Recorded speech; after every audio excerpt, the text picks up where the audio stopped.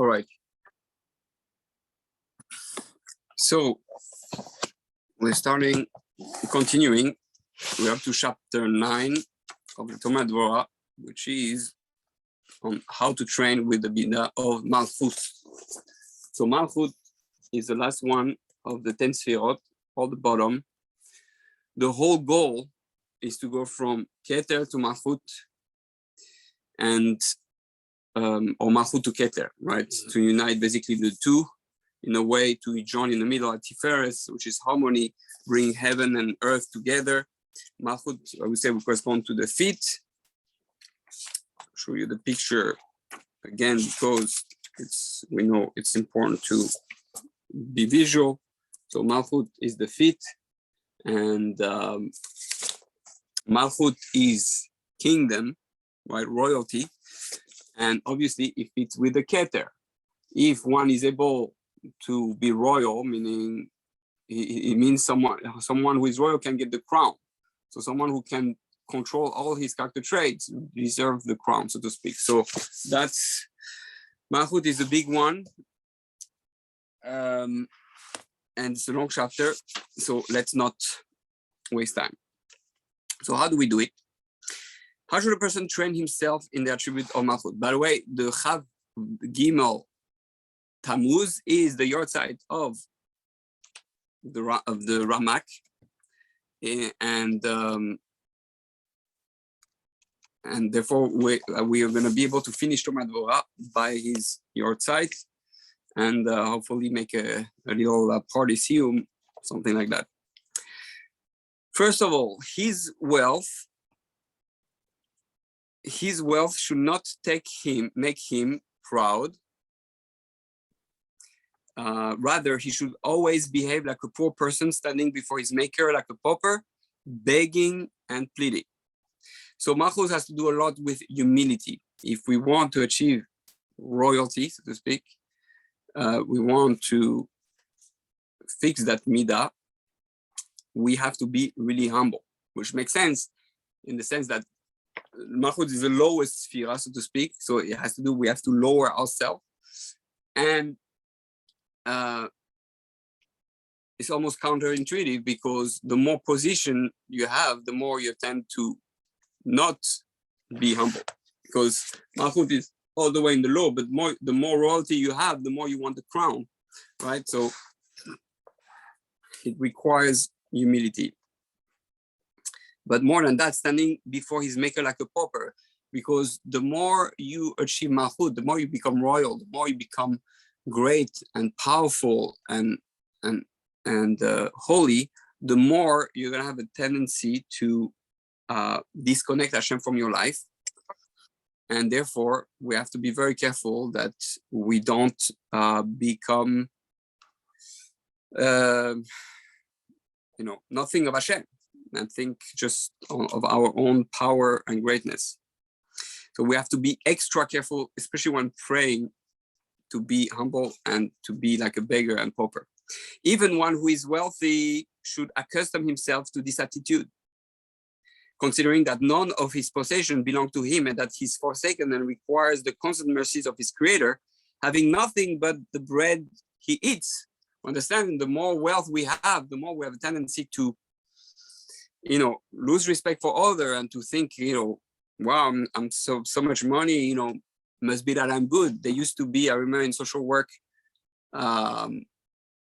they used to tell us about those people who, not those people, that movement where if you were poor, it was from God, and therefore you were probably of a low class, low level type of soul. And if you were rich, you belong to the higher class, higher level of soul. And so therefore the money represented your status. I forgot how it's called.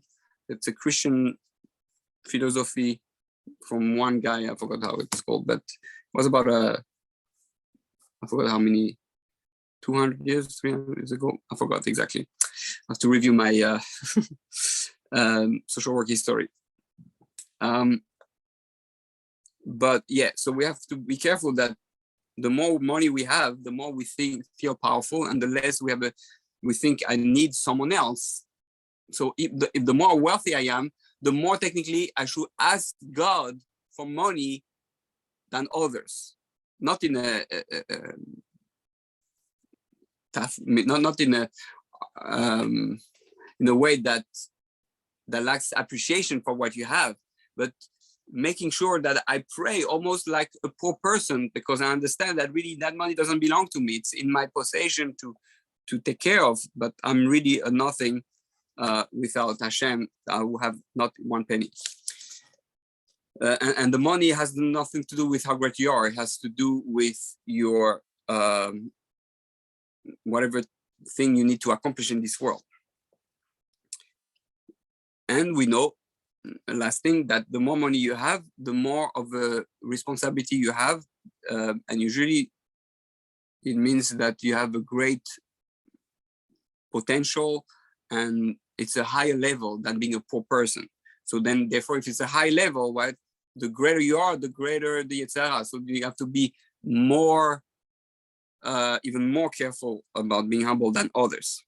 So if you have a lot of money, you should tremble that you have that money, and remember that the fact that I have that much money, I'm in danger of being egoistic, being selfish, being controlling power, and forgetting about God. So I have to be even more connected to God and pray more and be more subservient to God, so to speak. He should humble his heart and afflict himself, especially at the time of prayer, for this is a very effective aid. This is going to save him from falling into the trap. In contrast, the verse states, but your heart may then grow haughty and you may forget, for forgetfulness is common amid pride. So the more pride you have, the more you have a tendency to forget. This is the attitude to which King David made himself well accustomed, saying, for I am alone and humbled. He was the king of Israel, of the greatest nation on earth in terms of its closeness to Hashem, and therefore it would have been easy for him for it to go up his head and not respect others. Since each member of the man's household must fend for himself, what can each one do for him? So, of what help will even his wife and children be when he stands in judgment before the Creator? And when his soul departs, will they accompany him beyond the grave? What good are they to him on his day of judgment, from the entrance of his grave and beyond? Therefore, a person should humble and perfect himself according to the secret of his attribute, of this attribute. So we have to be very careful. A second extremely important method is explained in the Zohar. A man should exile himself, wandering from place to place for the sake of heaven, thereby becoming a vehicle for the exiled Shekhinah. So the second advice he gives us is we should try to exile ourselves, therefore becoming a vehicle for the exiled Shekhinah. So just you emulate the Shekhinah, just like the divine presence is exiled and lost, so to speak, in the world, so too you're going out with Hashem, with the divine presence of Hashem. You're feeling, emulating his presence, and therefore that's a level of humility, because when you get exiled, nobody knows you, nobody necessarily is going to respect you for who you are. They don't know your name, and it helps you stay humble in one side, and on the other side, understand I live only thanks to the Shekhinah. Nobody, I don't have my established secure thing. I'm like in a sukkah, traveling in a sukkah outside in the world, vulnerable, and I end up relying only totally on Hashem, not on anybody else. He should think to himself, behold, I am in exile, but I have all my implements with me. But what about the honor of the Supreme One? For the Shekhinah is exiled without any implements, right? I'm in exile, but I have my family, I have my home, I have my car, whatever. The Shekhinah is exiled, and it's destitute of anything. for they have gotten lost as a result of the exile. For this reason, he should manage with as little as possible, as the verse states, make yourself implements for exile, and let the exile humble his heart while he binds himself to Torah. Then the Shekhinah will be with him. He should also impose an expulsion order upon himself, always banishing himself from the comforts of home, just as Rabbi Shimon Bar Yochai and his comrades banished themselves to toil in Torah. So that's almost like a third level where it says Gerushin with Ragesh Mibeit. Like it's a divorce from what he's used to, not just going into exile, but it's like expulsion order, like almost cherem. If I went in a cave, disconnected from everything, he had nothing.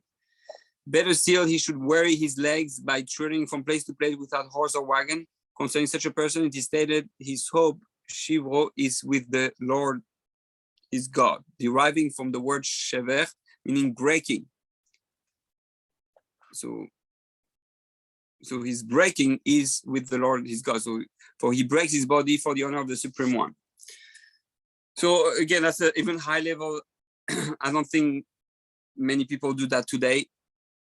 We know the famous statement from Rabbi Nachman of Breslov and many others also who have said that if he knew the power of joy and happiness of serving God, he would never have inflicted his body the way he did. So God doesn't want us to hurt ourselves and be in pain or suffering, but it has to come from the heart. Obviously, he wants us to feel the lack of Shekhinah, the lack of love in the world, lack of God's presence in the world, and that should, by going out in the world like that, he becomes attached to that thought, to that loneliness that Hashem is, that longing that Hashem wants, and one is able to become a support with the Shekhinah. It's like you go in exile, I'll go with you. You're alone, I'm going to stay with you, so you're not alone.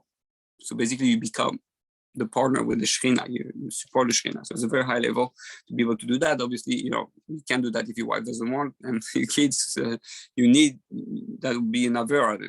So it has to be done at the right time with consultation of your Rebbe, and then there's a chance that it can help you in this regard.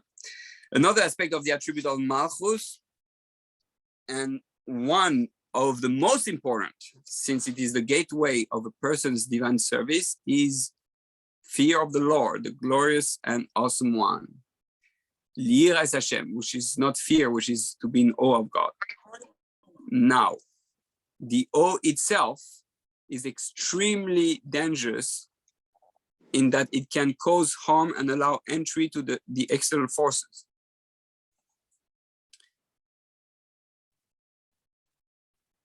So that's interesting. For if a person is afraid of suffering, death, or Gehinnom, he fears the external forces himself, since suffering, death, and Gehinnom are a result of the activity. However, proper fear is fear of the Lord, which is achieved by pondering three things. So,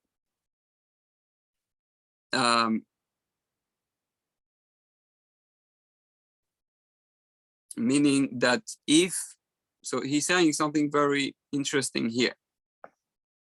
It seems that, I'm trying to understand exactly what he means, but since he's saying that fear of the Lord, when you're scared of God, so meaning you're scared in the sense that you're scared to suffer, to die, to go to Gehinnom, he's afraid of the consequence of not Hashem himself, of the intermediaries that are created by God. It's almost Avodah Zarah. You're scared of an Avodah Zarah. And God is saying, no, that's dangerous, because if you're scared of that, you're scared of the external forces, and they can have entry to them. Wow, that's actually a crazy statement. This is almost mind-boggling statement, because why most people do, I shouldn't say most people, but as far as my experience and what I've heard, a lot of people don't transgress Shabbos or don't eat kosher because they're scared they're going to be punished, or they're scared of death or suffering. And he's saying, if that's the reason you do it, whoa, you're in danger, because that's not the real fear or awe you're supposed to have. You should be, however, proper fear is the fear of God, the Yiras Hashem, to be in awe of God, to be worried about your relationship with God. That's really what matters, not the consequences. So how is it achieved this year? Through three things. Number one, the greatness of him who fashioned all things extends over all existence. For man fears the lion, the bear, violence, fire, and falling ruin, which are only minor emissaries. Those are little stuff. Why then should he not fear the great king with the fear of his greatness resting upon his face? God is everything, create everything, the galaxies, the billions of galaxies, all the little things, even the war, it's nothing compared to God. God can blow up the entire world, right? It's like, so why I'm scared of, why you're scared of the ant, you should be worried about the lion, right? Okay, so he should say, how can lowly men sin against such a great master? For if he angered the bear, it would gobble him up, whereas because the Holy One basically overlooks insult, is this reason not to fear his awesomeness and greatness, right? So we have to put things in perspective. If to a human being I wouldn't do it, why do you do it to God? Actually, it's a bracha given by one of the Tanaim or Amoraim, who said, I bless you that you should fear God like you fear human beings. I say, wow, what kind of low bracha is that? And I said, no, to be able to fear God already like you fear human beings is already a huge madrega, a huge level. So be happy that you can reach already be that. But obviously, we should fear only God. We understand his greatness, his power, the source. Number two, divine providence is constantly at work, watching over and examining each person. Now, a slave always fears his master when in his presence, and man is always in the presence of the Creator, who carefully inspects all his ways. Thus, he should be afraid and terrified to nullify his commandments. Right? So, we know God has a GoPro watching us all the time. He's a big brother. We are in a reality show here. Hello, Jewish reality show. And Hashem is watching every move we do, every breath we take, every move we make. I'll be watching you. So, just like someone who is watched under the camera, he's always careful, how he moves, how he talks. So too with God, we should know that he's always here.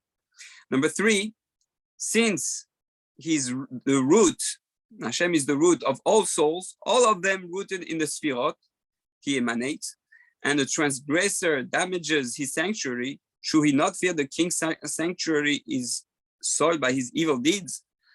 Right?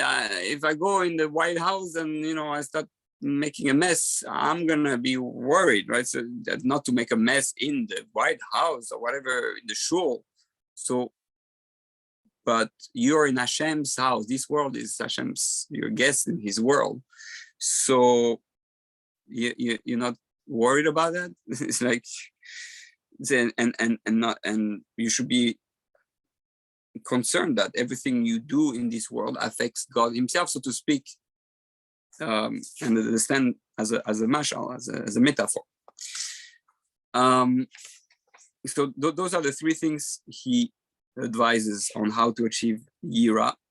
That's the Rambam says, similar to the first one. Yesodei Torah, to look at the world and see the greatness, the beauty, the perfection of this world. So we have to use this world. My Rebbe used to read National Geographic books about the world to get more Yirat Shamayim. That's he would use it as a tool to be more in awe of God and His creation. So sometimes it can be through music, through art. It can be different way, but nature in itself is, amazing. Okay. Flawed deeds repel the Shekhinah above. So here it looks. I don't know why it was split in this way in Hebrew and English. Okay, now that's the third one. No, sorry. So they made a mistake here. Proper fear in Hashem is achieving 3 things, but really there's 4 things. Okay, it says in Hebrew and in English the same thing. So I guess it's a printing mistake probably. Flawed deeds repel the Shekhinah above. 1 should fear lest he cause this great evil of diverting the king's love from the queen.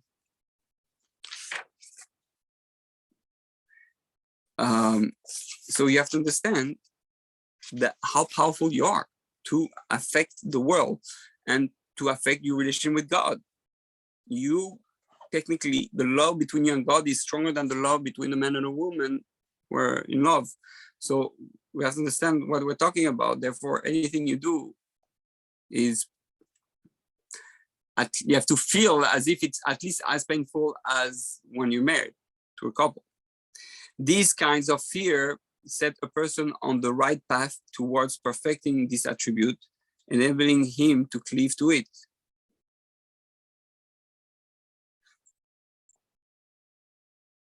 So,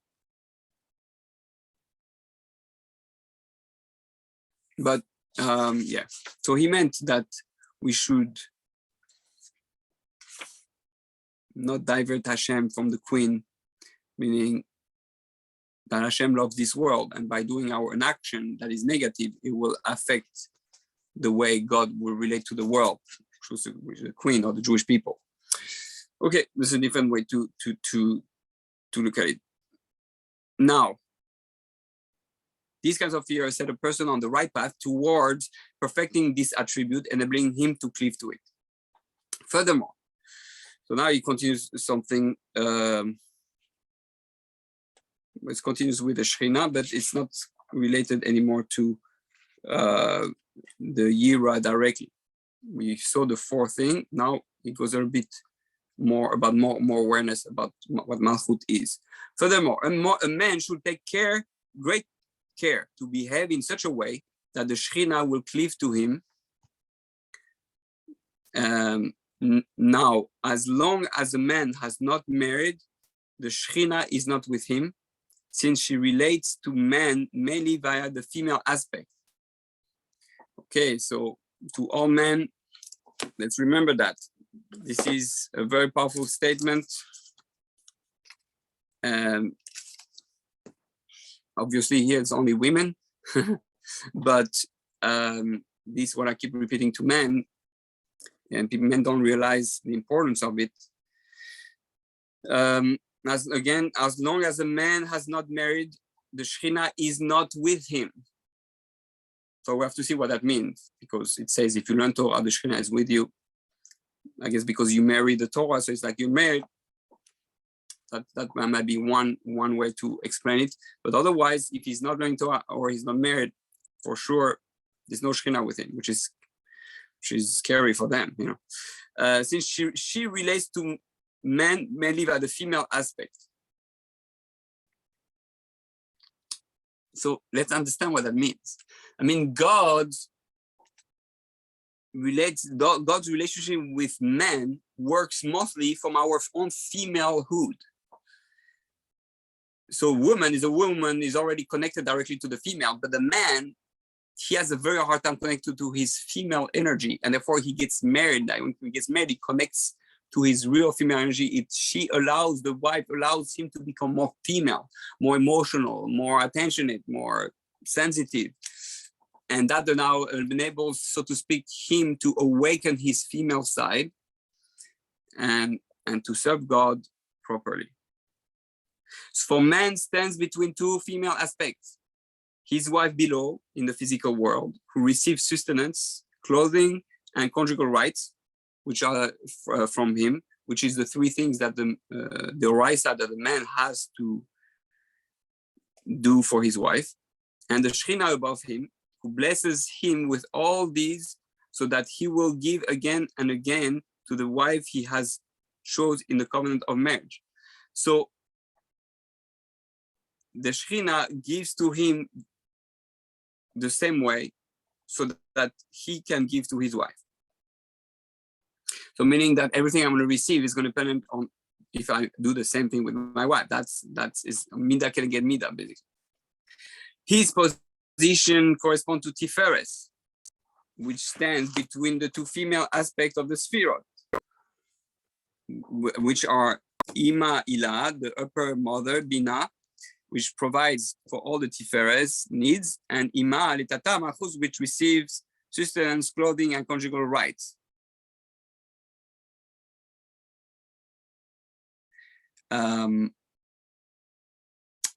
So which describes Chesed, Din, and Rachamim as is known. But the Shekhinah will not come to him unless he emulates the pattern of the higher reality. So right, so we are Tiferes. Bina is the upper mother, right? So that gives to Tiferes, to us, and when we're able to receive, then we can give to Malchus, which is the lower female. So higher female, lower female, and we're in between.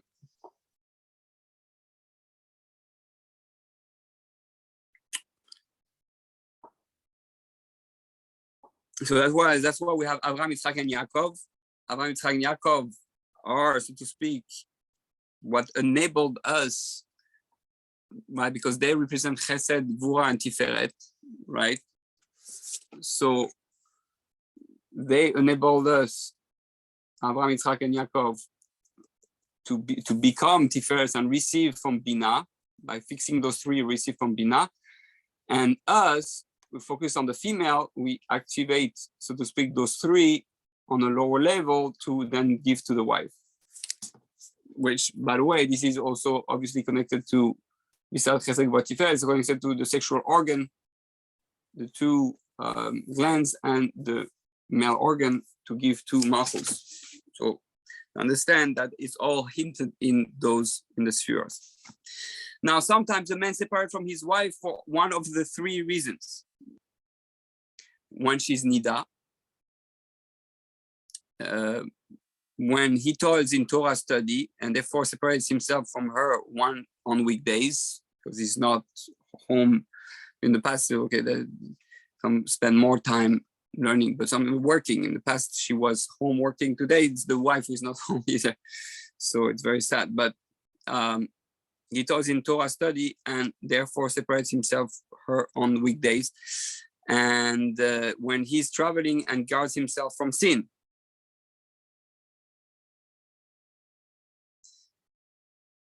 So when he is traveling and guard himself from sin, the Shekhinah, and in all those times, how do you do it? I'm not with my wife, I'm not with my female aspect, and therefore, how am I gonna receive from Bina if I'm not giving to Malchus?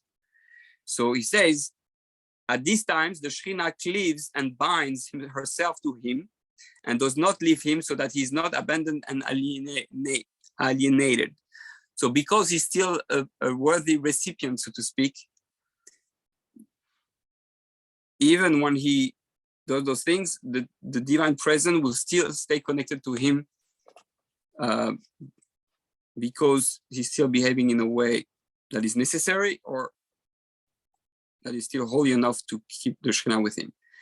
Rather, he's always complete, possessing both male and female elements. So it's as if to say that even when he's disconnected from his wife, as long as he's behaved to a minimum and he does what he's supposed to do in the world, the Shekhinah replaces his wife when he's not with his wife. Very powerful. Very powerful. So like each time my wife is, one's wife is Nida, I say, oh, now I'm going to be with Hashem for, 11, 12 days. So that's a very powerful statement also. Or same thing when I go in the morning to go work, but we have to understand that it's in the merit of my wife, right? Because if I was not married, it wouldn't work like that.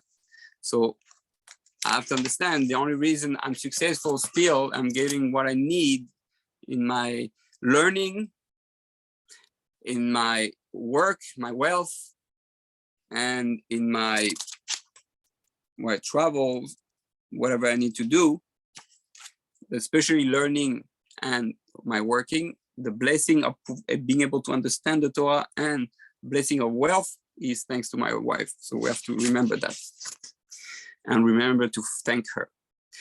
So since the Shekhinah unites with him, a man should take care not to cause her to separate from him when he's traveling.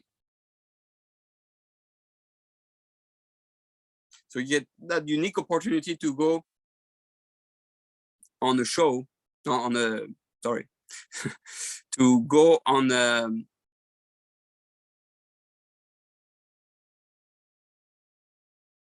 road, traveling, go on vacation with Hashem. You can go on vacation with Hashem. Isn't that awesome?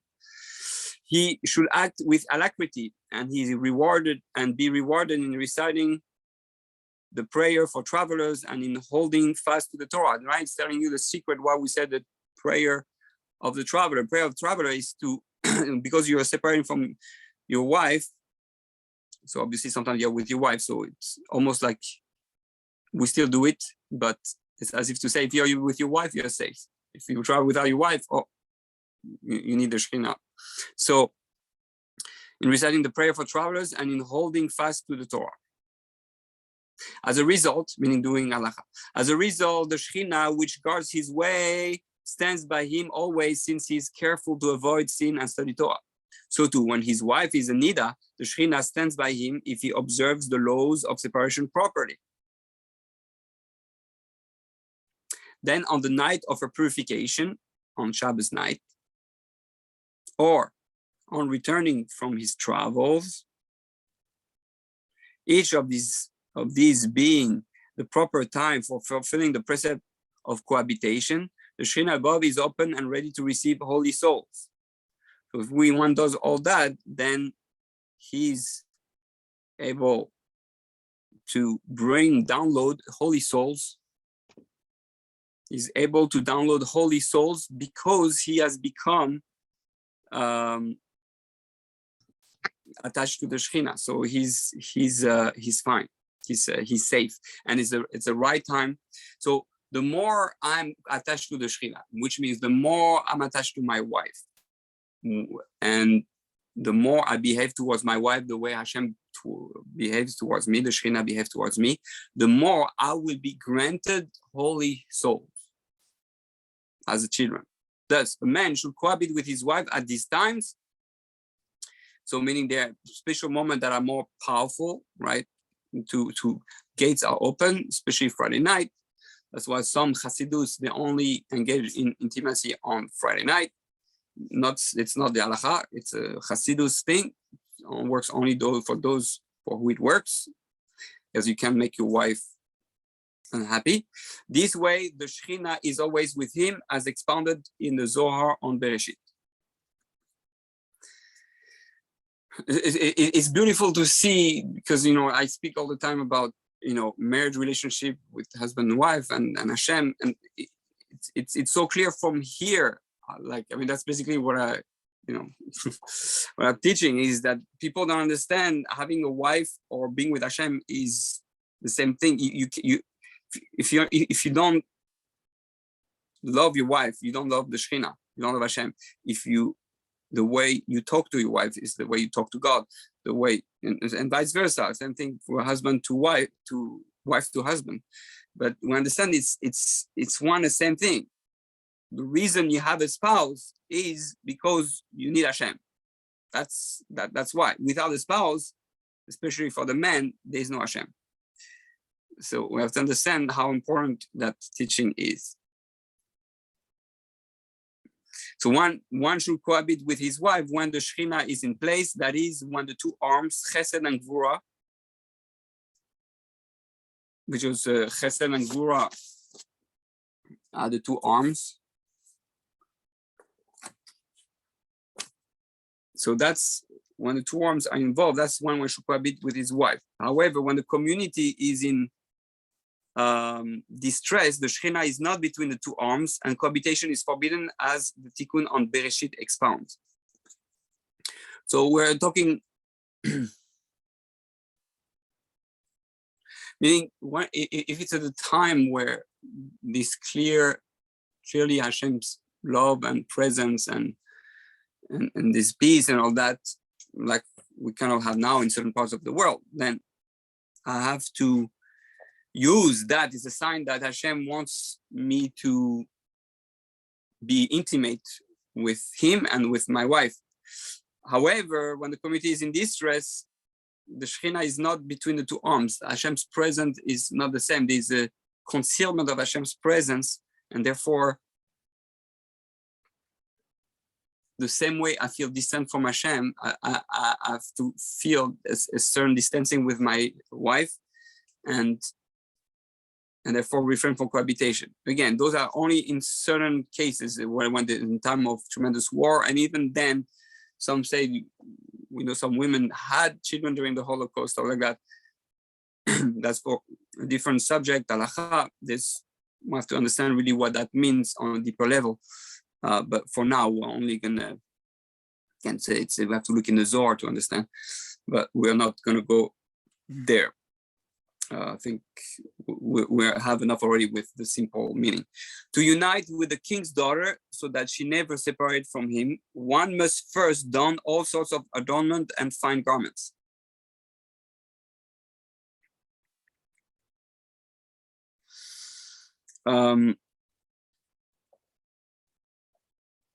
So the importance of dressing up, when people also call snoot, and especially when we daven, and again, I'm talking to myself, sometimes we don't necessarily dress up like we're supposed to.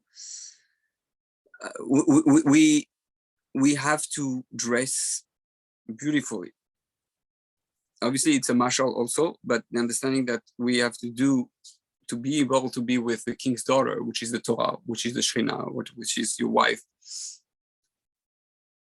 or the wife with the husband, we need to be royal. Malchus is royalty.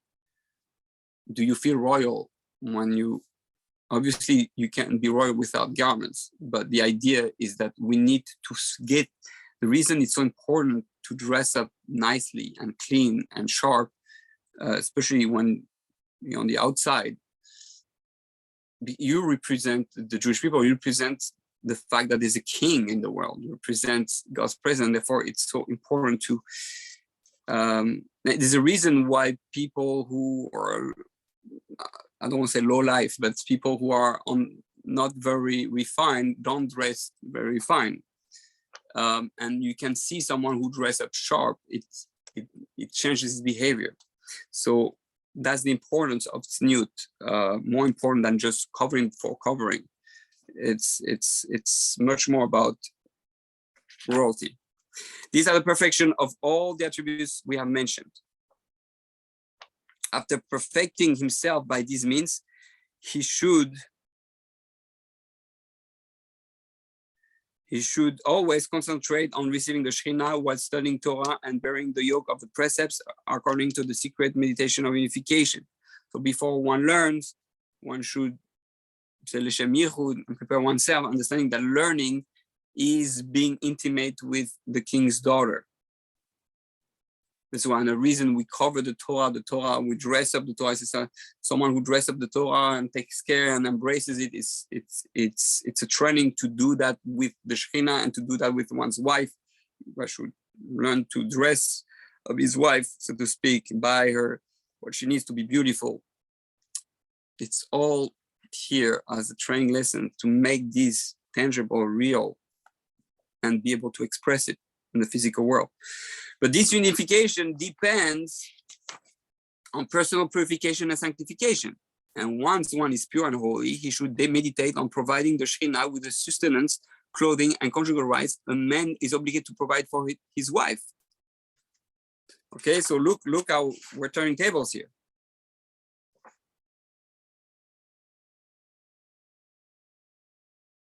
Meaning once one reaches that level of purity and holiness, he has to imagine he's the husband of the Shekhinah. And just like I take care of my wife with those three main areas, with Chesed, Gvura, Tiferet, sustenance, clothing, and conjugal rights, I'm going to be taking care of my wife. I'm going to take care of the Shekhinah by doing those three things. So you become husband to God, to the Shekhinah, different aspect of God. Again, it's vice versa. We understand we're male, female. We have to learn to play those two roles.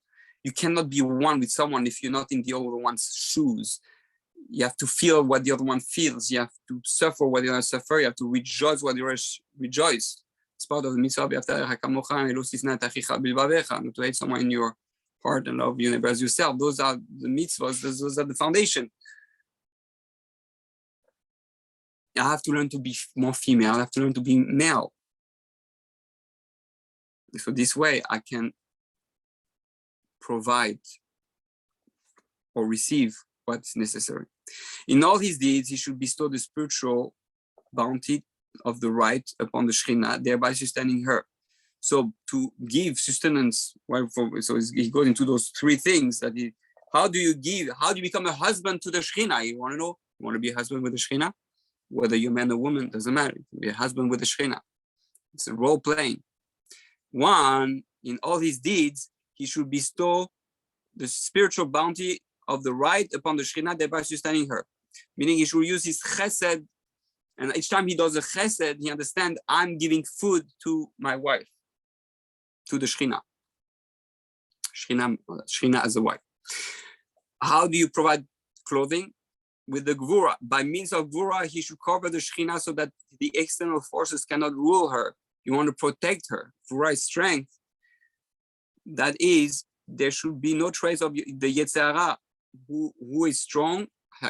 Someone who subdue his Yetzer Hara and direct his energy to fulfill Hashem's precepts, and not to follow his desires, meaning that he should not fulfill them for the sake of physical pleasure or the prospect of imagined honor and so forth. He only does even what's pleasurable and even what's, mutar. He does it out of love for God because that's the right thing to do, because it's needed. For the Yetzer Hara is found in any precept performed for pleasure, honor. You want to know where you're going to find Yetzer Hara? Each time there's pleasure and honor, you're in danger. And from this, the Shekhinah flees. For performing a precept this way is improper. So you're not clothing the Shekhinah if you do that. As we say, mitzvot are like clothing. So you do the mitzvot, you're clothing the Shekhinah. Therefore, therefore he must cover the nakedness of the Shekhinah and conceal it always, so that these forces will not dominate her.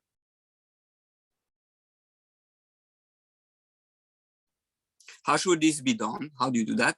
All his deeds should be for the sake of heaven.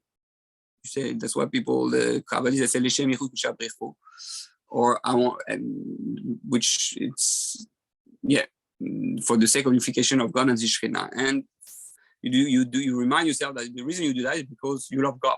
That's Lishma. I love God. I do it for you because I love you, with no trace of the Yetzer Hara. Do things out of love for God. In addition, Tefillin and Tzitzit are powerful. So for going, as opposed to focusing on the pleasure of doing the mitzvah or you're allowed to have pleasure when you do mitzvah, but you're not supposed to, oh yeah, I love to keep Shabbos because, I love the song, it gives me so much pleasure. Or because I love Cholent. No, that's not why you love Shabbos. You love Shabbos because I love God. And I love God. When Shabbos comes, I can spend time with God and show God that I love Him and spend time with Him, focusing on Him. On top of that, it happens to be that when with the singing and the Cholent, it gives pleasure. Yeah, it gives you the pleasure. That's great. That's fine. But I'm only using it really to enhance my understanding of Shabbos, my experience of Shabbos, to love God. In addition, tefillin and tzitzit are powerful shields for the Shekhinah. So when you put tefillin and tzitzit, it protects her, preventing the external forces from ruling her. So for the men, so women have tzitzit and tefillin already in them because they are technically already connected to the Shekhinah. So therefore, they don't need that. They're already dressed up, so to speak. But the man, if he wants to connect to this female energy, you understand that the man puts tefillin and tzitzit to be more like the woman, right? But the woman, because she has it in her, she doesn't need it. And so the man is trying, when he does mitzvot, he's trying to become a woman. It's fascinating. And the mistake of the feminist movement of Judaism that's saying, oh, we want to be like the man, we want to put tefillin like the man. You're saying I don't want to be a woman, or are you saying I'm not a woman, and that I need the tefillin and tzitzit to be a woman? So it's a complete misunderstanding of what it's about. So they're powerful shields, preventing the external forces from ruling her. He should wear them always. And that's one of the reasons he said the woman goes around the man 7 times, because the woman is like man's, under the chuppah, the woman is like the tefillin of the man, so she goes around him, because she is tefillin, so she goes around him. The woman is walking next to her husband, is like the tzitzit of the husband, protects him from wherever he's around, prevents his eyes from looking around, because his wife is here. You have to behave. So that's woman's like the tzitzit and the tefillin. Number three of so that was the clothing till now. And now is the conjugal rights. So how do you do conjugal rights with Hashem, with the Shekhinah, you being the husband of Shekhinah? He should unite with Tiferes at the time of reciting the Shema and by setting times for Torah study. And when he sets a time for everything, he should intend that this time is set aside for the Shekhinah, the king's daughter. This idea is hinted at in the Tikkunim. Reminds me of the famous story of the Chofetz Chaim, that he had a specific time dedicated just for him and Hashem, private. And he will never miss that time. And one time there's someone that came and say, he came from very far, came and say, is your husband here? Say, let me see. Come, he's not available.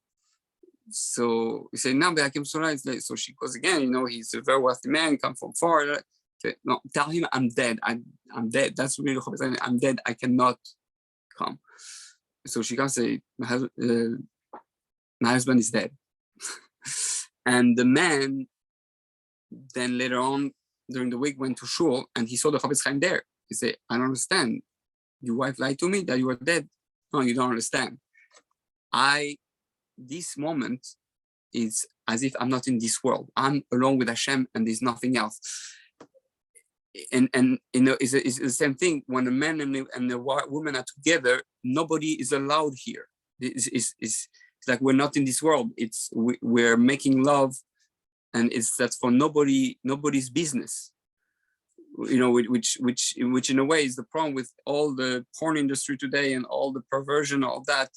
Everything is public, all that. Is the opposite forces of intimacy, and it's trying to destroy the unity of the Shekhinah with the Jewish people.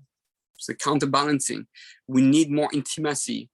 with Hashem. We need more intimacy with our spouse. We want to have more real intimacy with our spouse, intimacy with Hashem. We're fighting that whole world of pornography and all the schmutz, all the dirty stuff that are exposed. So that's a little bit what it means. And so we set the time is something special. When I spend specific time, I'm going to just learn Torah with Hashem. That during this time, it's a private time. It's like you're making love with Hashem. That's why on certain nights, like on Yom Kippur night, but even more on Shavuos night, we spend all night learning Torah, and we're not allowed to be with our spouse because we're already with Hashem. The reason with our spouse is really to be one with Hashem. But if you're with Hashem, you're not with your spouse, right? That would be the idea. The ultimate level being with Moshe Rabbeinu, who had become literally one with Hashem, therefore he was not with his wife anymore. So, but obviously, right, that's for nobody else than Moshe Rabbeinu to do, because nobody can be like him. And he represented all the Jewish people. So therefore, if you're with the, if you're one with Hashem, you're one with all the Jewish people. Same thing. But nobody is on that level.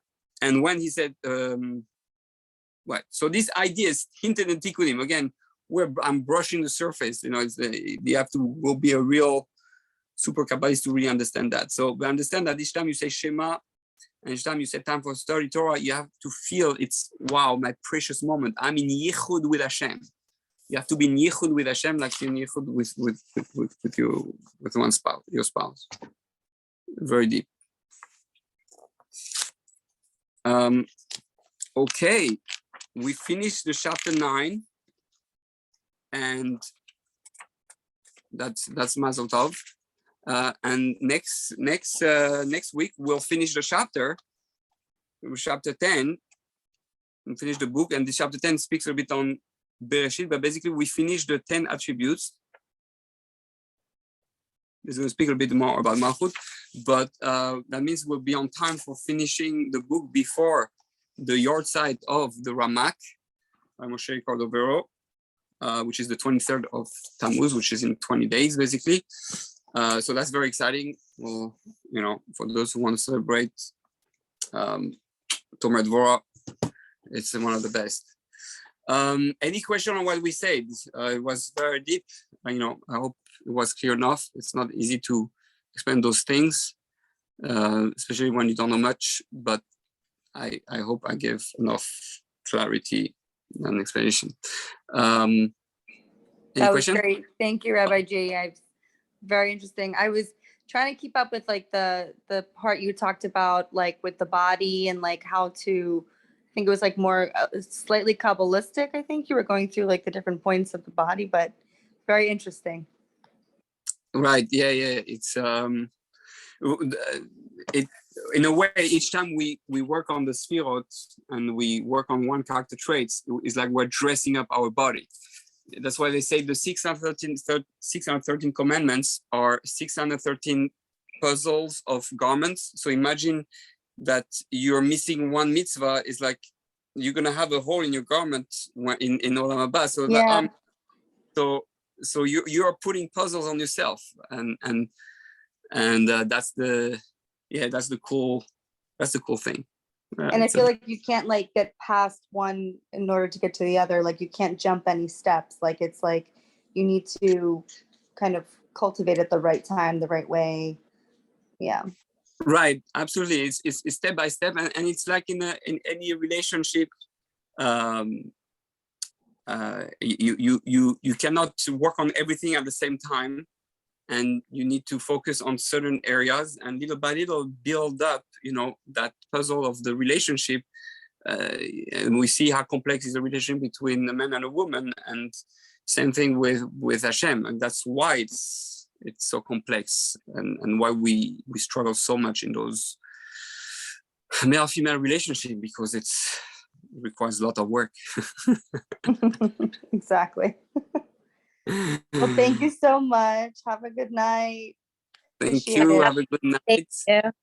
Wait, Shoshana, wait. I need to talk to you. Okay, Lauren. Oh, bye-bye. Bye-bye. Okay, let me just turn off the recording because we don't need it anymore.